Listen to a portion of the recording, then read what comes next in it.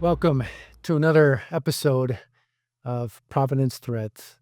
Glad to have you joining on. And today we have a special guest. Providence Threads we've designed to see how God is weaving stories together to bring about glory to his name. And we want to bring up relevant topics that we're preaching in on Sundays, but we're using this venue to bring the conversation deeper. Today we have a special guest. Today we have Benson Probst. Benson, it is a pleasure to have you here. It's great to be here. 2 years ago when we met for the first time, we had such a kindred heart and we had such great conversations. So today, a very important guest on a very special topic that deserves a lot more attention, not just in the church, but in our culture in general. And that's just mental health. It's just the dealing with what's going on in our culture right now. It's becoming more and more of a crisis, and people are talking about it. We have Winning at Home has brought a team in here on January 26th. They're coming again on February 16. And we're having conversations here in the church. But today we wanted to bring in you as a special guest. You're a teacher at Holland Christian Schools. For those who may have not met you before, can you just give us maybe a 30,000 flyover and introduce yourself? Yeah, sure. I was actually born in South Korea. I was adopted. My parents grew up on the east side of the state, and but I grew up here. Went to West Ottawa. Graduated from West Ottawa. Attended college at the University of Michigan. Whoa, you're Go Blue? Yeah, go blue. Yep, All right. yep. And but I've been working here in the area, Ottawa County, Allegan County, in education for the last 18 years. I am married. My wife and I were married back in 2008, and now we have 3 kids, ninth grade, 7th grade, and 5th grade. So we are busy. We're busy You are living. in your elementary, middle school, high school. So you're in the throes of it. Yeah, yeah. Excellent. Well, one of the reasons we met over the holidays and we had some great conversation, I'm like, we got to bring this to Providence Threads and just take this a little bit deeper. And again, it's conversational. But my heart that I wanted to draw out from you is you've been in the classroom 18 years. And I'm curious about your perspective of when you first started teaching to teaching now. What changes have you seen with stress and anxiety in our teens? Yeah. So I started my student year teaching was 2005, and it's funny that you ask about what have you seen change. I think the thing that I've seen the most change with is our young people, our students. What are they like?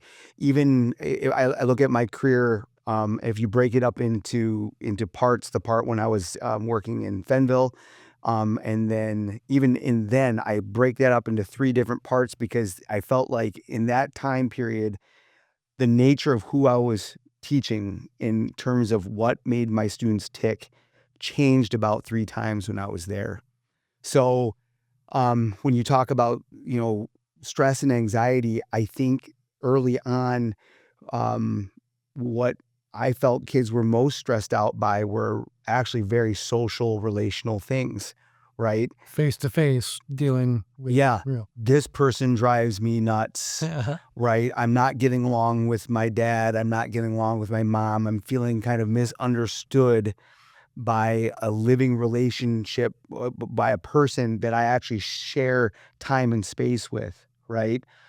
And I'm not saying that that has gone away completely, but when I think about the pressures of students that I'm working with now, at Holland Christian, or even as my time toward Fenville was drawing to a close, um, those pressures weren't so direct. It wasn't directly from another person face to face. It was more of an indirect kind of thing that um, I somehow have to start living up to certain standards. It's almost like with the phone and so on and so forth. There's this kind of objective standard that I now have to live up to This deep pressure that they're feeling. that I feel like I'm no longer living up to, right? Yeah. So it's a subtle shift. It's still like, you know has its grounds in a relationship with people, but it's Taking now, a whole different form. yeah, it's no longer like, hey, this is somebody that's close by me, right, in my friend group. Now it's kind of like it's the world, right? It's now I got to there's almost this ghost out there that I gotta live up to. I gotta be like. Talk to me. You shared a story in one of our earlier conversations about you had two kind of different groups of kids at your house, and they were from different generations, and how one interacted and how you observed the other interacting, and it was so different. Share that story with me. Yeah, um, so we were trying to get some of our students, past and present, just together over the summers to play pickup soccer, because it was cheaper than joining a league Mhm. somewhere at like the soccer stop or somewhere like that. And so it became the usual rhythm that we would get a bunch of kids together, adults as well, and then we would just hang out at our house afterward. One of these times, there was a really large group from the very original group of students that we had worked with. So these kids had probably passed through my classroom, eighth, ninth grade, around, 2007, 2008, something like that. And then we had another group of kids that had graduated now, then around like 2018, 2019. And it was very clear that so our backyard, we have a deck, and there's a lower deck and there's an upper deck. The older kids were down on the lower deck, joking around, goofing around, talking, Having having conversation. conversation. And the younger kids, who had graduated most recently, were all up around our patio table, not saying a word, but everybody was on their phone. Yeah. And every now and again, one person might nudge the person sitting next to them, show them something on their phone, and then go back to what it was that they were looking at.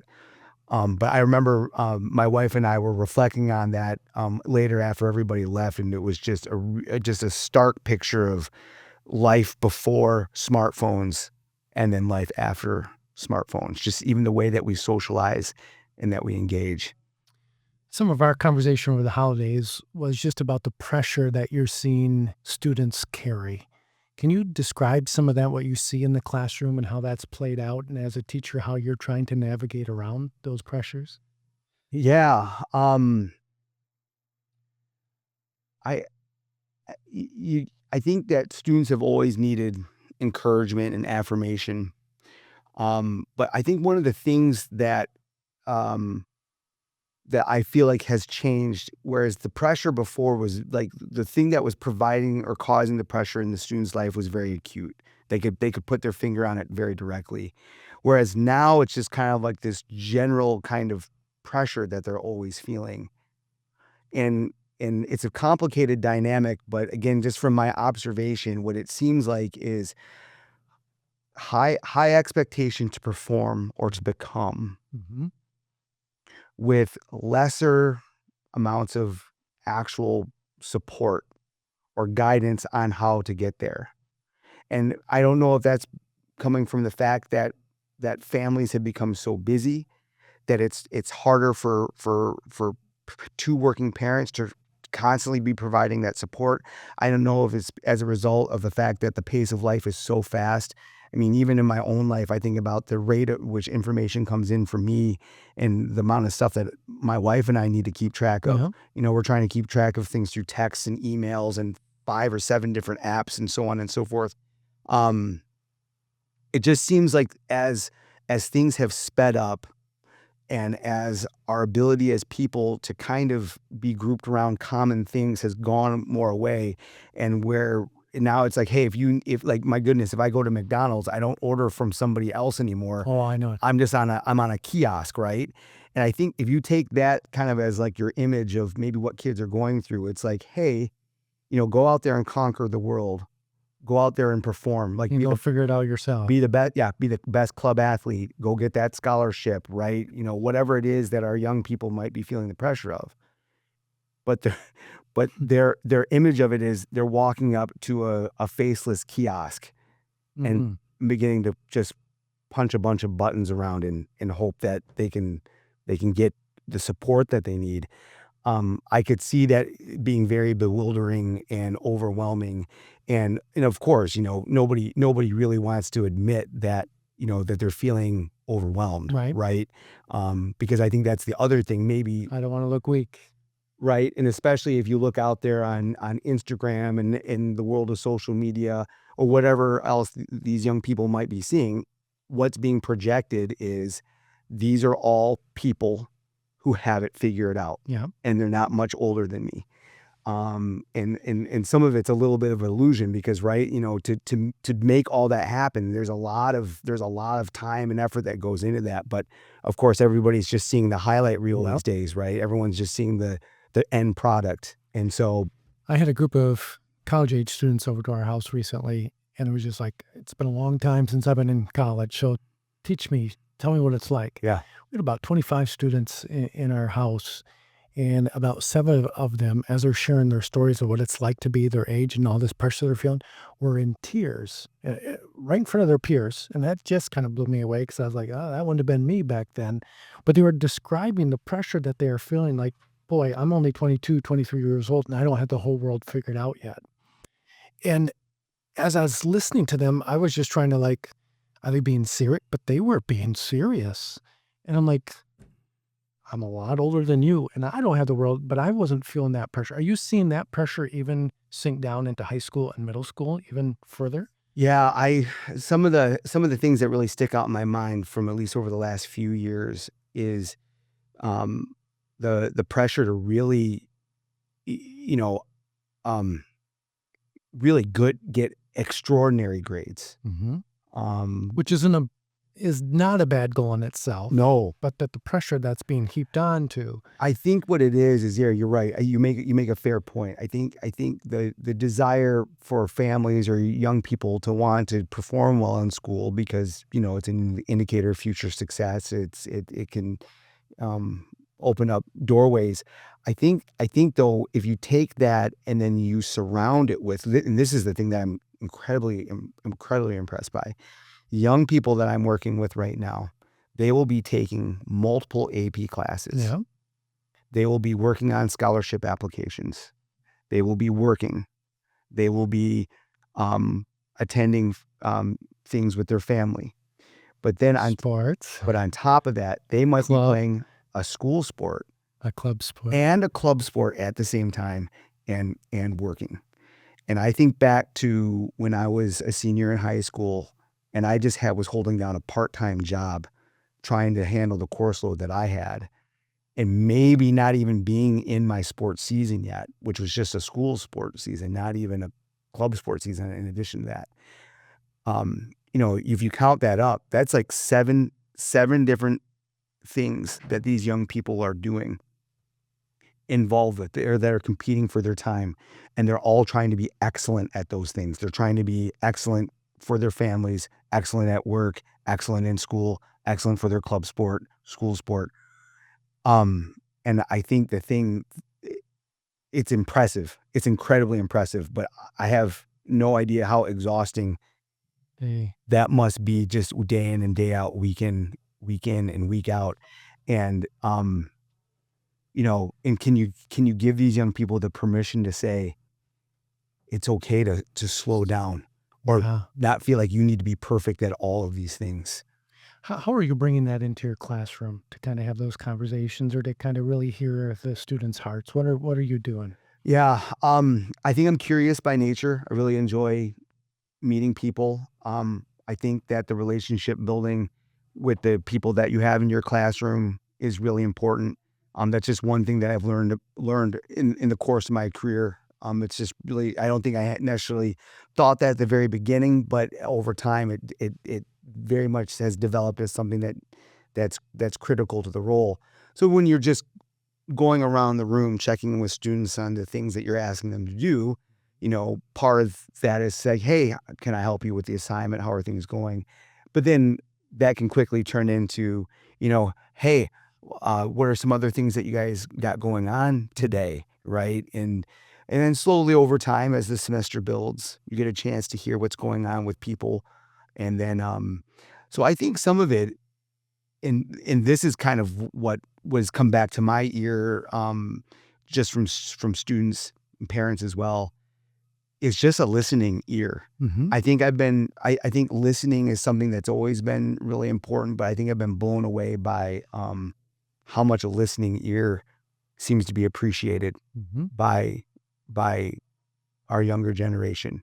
I can That someone took the time to ask me a question like, "Hey, how are you doing?" and then actually and listen. actually listening. I can give testimony. I mean, as you walked in here, we had a parent of one of your students who kind of met you and was just like, my student isn't the most favorite with sciences, but the way you teach has just drawn them in. And I just want to say thank you for doing that. But you have some wisdom to share because you're seeing our high school students like not everyone gets to see them in that Right. high school.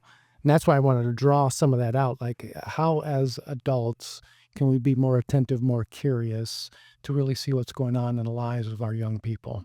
Yeah, I would say there's no I don't know if there's a real magic trick to it. I will say this, I don't think the solution lies in a program. Right? It's not something that your child is gonna be able to attend.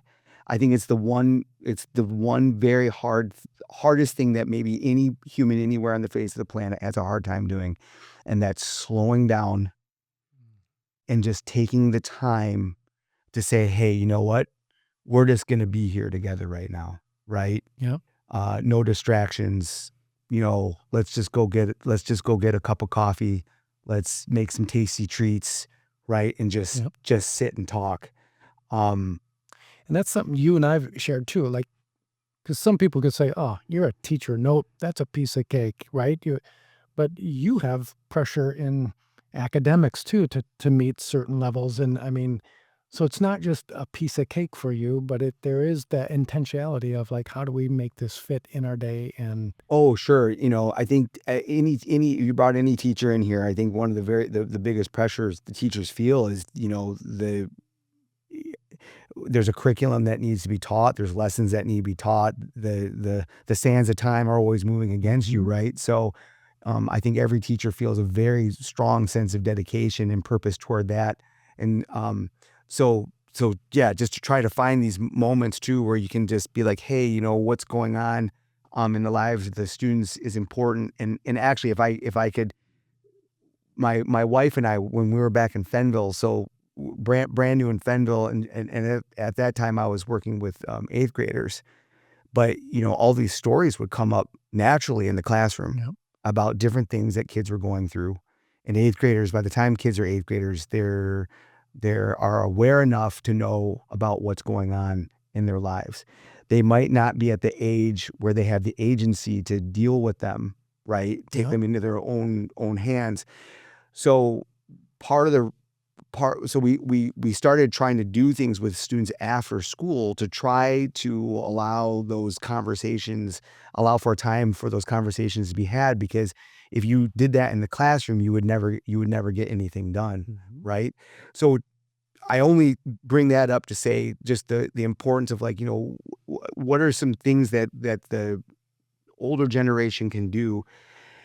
um just I think the need for time, the ability to just relate, the ability to talk, the ability just to be real about things is probably more critically important today than it ever has been. Because as you know, as you know, those real relationships, right, are now competing with this. And this has an infinite number of distractions on it, Mhm. and I'm guilty of it as well. But um, to be able to have this put away and just have people connect and talk, um, I think there's something special to that. I think about, Jesus constantly talking to his disciples about abide and Mhm. remain in me. Um, I think there's something special when two people can just sit down, or a group of people can just sit down and be face to face, try to put all pretense aside and just talk openly and honestly. I think there's something, I think we find some of that abiding magic in those moments, where we can do that. So, any grandparents, any parents that are listening today, a key word for you would be find time, take these, set them aside, and have some real conversation. Yeah. Ask the real questions. No, truly, how are you doing? A couple of resources that you and I talked about. There's a book out there right now called The Anxious Generation, Mm-hmm. and it speaks a lot about the phone use and what it's doing. So that would be a great resource for parents, grandparents to take a look at. A second one is I haven't watched this documentary, but you mentioned it. Childhood, is it, or Yeah. If you're, if 2.0? yeah. If you're more of a, like, if you're more like, I like to watch something or listen to something, it's a documentary. You can find it on YouTube. It's called Childhood 2.0, but it really does an outstanding job of really kind of chronicling the difference between, say, how my parents, what their childhood was like, what my childhood was like, And now, and how this generation's, what this childhood is like. And it all kind of centers on, you know, well, what were the things that my parents were kind of being told? What was it like for them? I don't want to give it all away, but just, it talks a lot about, kids were booted out of the house. We don't want to see you until it gets dark, right? Mhm. And I even talking with my parents, they can remember that, like, Yeah. just the long summer days, where kids just, went out. And now, in one of the things in the documentary, it talks about how now, um, the world out there seems mysterious and dangerous, and nobody's going out. Then Because it's all internal here. yeah, yeah. So it's kind of, it's all flipped. And so I just think there's this, and it's subtle, and it's subtle in its nature, but the rate at which the change has happened from when my parents were children, even like when I was a child in the 80s to now, I mean, it's happened so fast. So I think just for people to get an understanding of, like, well, what are these changes, right? Yep. And also, kind of, what's the variable of the phone doing? Yep. How is that circumventing parenting and parental protection and parental guidance, Yep. and the opportunity for parents just to build into their children, um, different things that they want them to know. It's a very sobering documentary. It's also, it's a little shocking as well. I think because I work with young people, and when I worked in Fenville, the young people in Fenville were very open and honest with Yep. me. So some of the things that the documentary brings up, it reminds me of You're conversations I living. had with those kids. But, yeah, Childhood 2.0. It's good, Okay. good thing to check out. Benson, you are a blessing. You're in the trenches. I love what I hear about how you're interacting with students. Thanks for being a resource here. Thanks for encouraging our kids. But parents, grandparents, we're inviting you to take a look at deeper rather than just trying to say, hey, this is how we did it when we were your age. It is a different culture, Mm. and we're inviting you to jump in. So, Providence, thanks for tuning in. We hope this brings you into a deeper conversation. Each week, we're going to have Providence Threads to help us weave stories of more and more people. So, thank you so much. God bless.